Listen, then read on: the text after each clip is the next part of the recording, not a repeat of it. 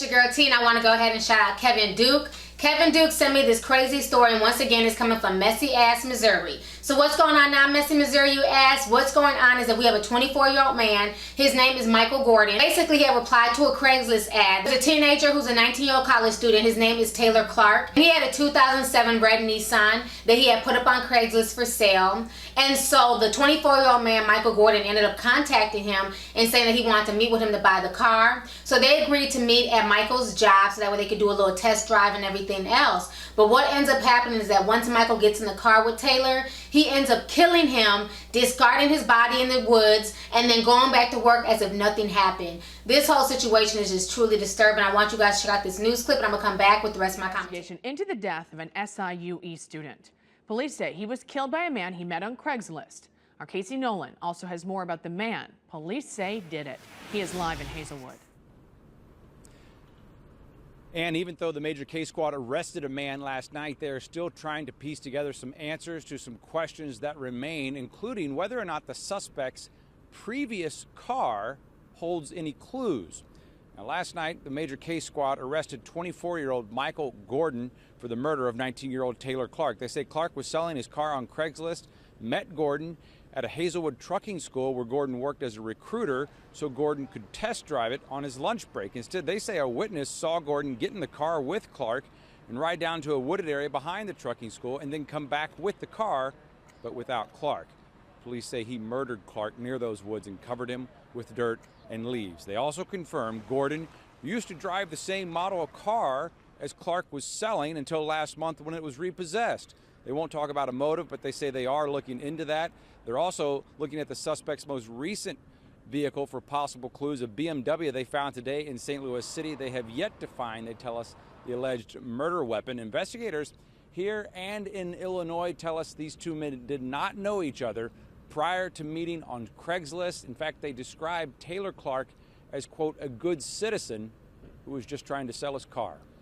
All right, so you guys just checked out the news clip, and this story is just really, really sad. And when Kevin sent it to me, I think this story has finally woke me up. As everybody knows, I love Craigslist. I'm a Craigslist connoisseur, honey. I'm always on damn Craigslist looking for the best deals, looking for, furniture, just looking for all types of stuff. But, it seems like these stories are becoming more and more commonplace, and my mom is always on me like, TT, stop taking your ass on Craigslist. You're better off going to a garage sale. Stop going on Craigslist. And I think I'm going to stop going on Craigslist after this story because this is just really sad. Because you figure this young man, it's not like they met in like an alley somewhere. He went to this dude's job.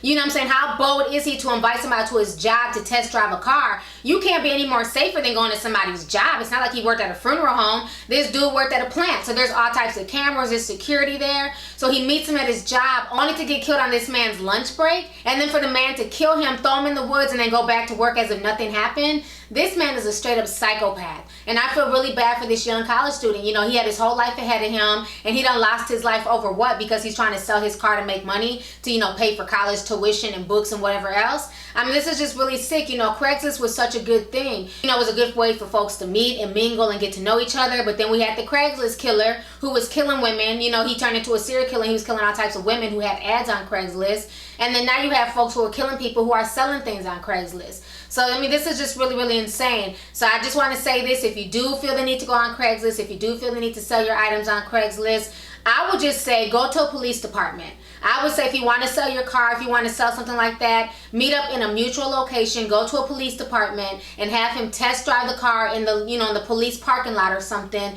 because it's just getting scarier and scarier. And I know a lot of police departments around the country are willing to help out with Craigslist transactions. So that might be what everybody needs to do, is to meet up at the police station and then, swap out their TV, swap out their cash. So that way both parties make it home safe to their families, because I'm just tired of these stories happening over and over and over again. So anyways, you guys, go ahead and leave a comment. Let me know your thoughts on this entire disturbing story that's coming from messy Missouri. Do you use Craigslist? Have you stopped using Craigslist? And how do you feel now that these stories are becoming more and more commonplace? So let's go ahead and get the discussion popping. All right, deuces. Hey YouTube, it's your girl Lovely T, and you can show me some love by hitting that subscribe button, watching my previous videos, and following me on social media.